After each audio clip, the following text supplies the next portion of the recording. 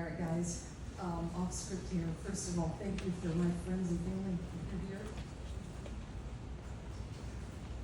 I love public speaking, but I am not looking forward to this. So, my name is Lee Fogel. I'm a wife, a mother, and entrepreneur. I founded Fogel Art Consulting here in Jacksonville 31 years ago this month. Woo! And this is my story. And I'm sorry if I trigger you. This is what I needed to say, and I've never said it before like this. 2 a.m., May 25th, 1993. My roommate was with her boyfriend and had left the window partially open in her room. We lived on the ground floor of a 1930s house in the urban area of Midwestern college town. I woke up to see a man standing next to my bed. Only seeing his profile in the dim light, I must have gasped.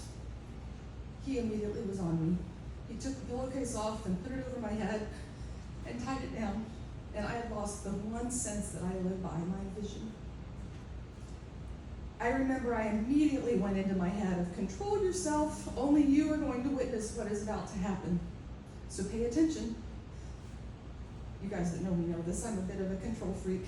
And so when I lose control, I seek control. So when I started to hyper-focus on what was happening, and by doing so, I think I helped remove myself from the situation. It was all the things: a knife to my throat, gravelly voice. He found my wallet and read my name, my hometown, and threatened if I called the police, he would kill my family. I was so angry, I was so mad, that I think I took some of his power from him. Even tied up, gagged, and blinded, I would not let him have all the power. It ended, he left.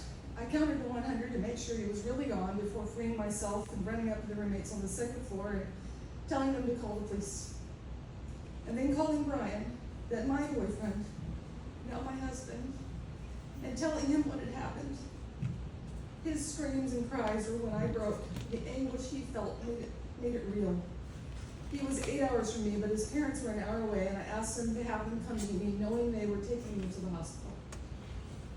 That hospital visit, it was like being assaulted a second time. I was so grateful for the angel that held my hand and wiped my tears. He then went to the police. I was asked to write a statement, and I wrote a novel. Every sense was on high alert, and I told them all that I could. The detectives said they'd never had such a detailed accounting. I told them it wasn't going to be because of me that they didn't catch this. After a blur was a blur. Moving out, where to go, what to do, I couldn't stay in that apartment. Brian and I decided to get married. 6 weeks later, here we were. We moved to Jacksonville for our fresh start. His sister, sitting right here, my brother-in-law, they were the only two people we knew in this town. I went to counseling, I focused on what I could control, and I tried to get on with my life. I never did finish that last summer session, robbed of my degree by 5 credit hours. One class needed. This is kind of the crazy part of the story. So months went by, the nightmares subsided, but one night I had a very, very vivid dream that he was back. Brian woke me up as I was apparently screaming in my sleep. I was so upset, not at the dream, but because Brian woke me up. In this dream, I was chasing my assailant. I was about to catch him. I told Brian, he's back, but we're going to catch him. And he told me it was just a dream, but I knew it was a message. The next day, the sheriff's department called me. The detective told me there had been 2 more rapes, and they thought it was the same person, and then we talked for 45 minutes, going over the details of my case to see how they could be connected. When he went to hang up, I told him that I was home because I had had to leave work because of the dream I had had the night before. I told him I knew he was going to call, and I knew we were going to catch this man. A few weeks later, I was at work. I had told Paul, one of my coworkers, what had happened. See, he had been a military policeman, and early in my tenure at this company, I had confided in him about my being assaulted. I was sometimes too terrified to run in an elevator, alone with a man, and I needed a safe place.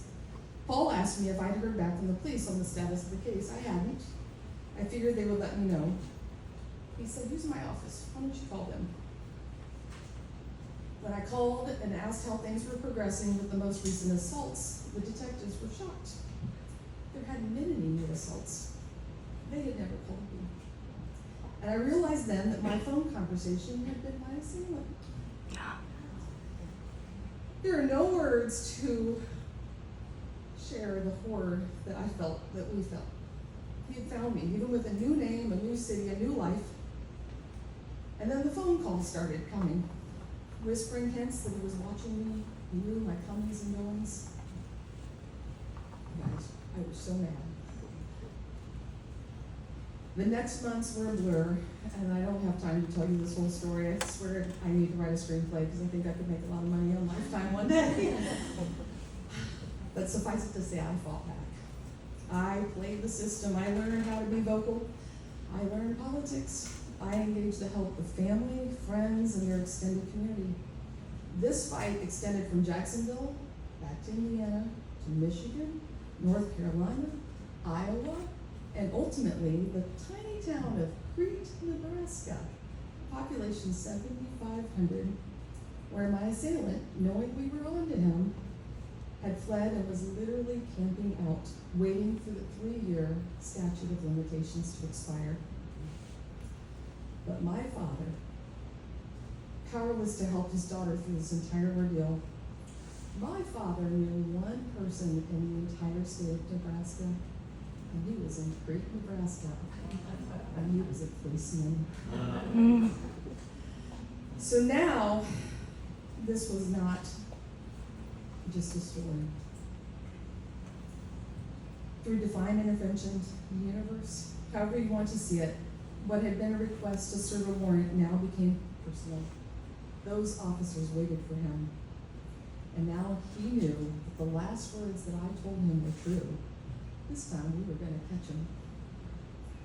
My father called. He knew before the Bloomington, Indiana Police Department knew.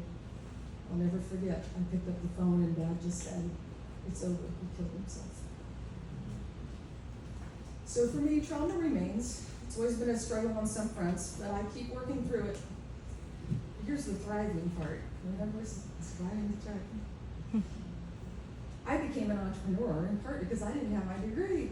See, this is what you guys didn't know. I couldn't get a job because I didn't have that degree. I love working with artists, and I especially love the work we do for healthcare facilities because I know the value of arts and healing. I mean, look at us, right? And now 32 years later, thanks to this forum, I am able to speak publicly for the first time. I've told my story in individual, but I've never done this. And I haven't cried, I'm pretty proud of myself. Here's the real celebration. 32 years later, next week, I will fulfill one of the biggest things that was taken from me. This past semester, I have been taking that last class that was needed. And next weekend, I will graduate from the Linda Berry Stein College of Fine Arts, thanks to Dean Snyder, who's here.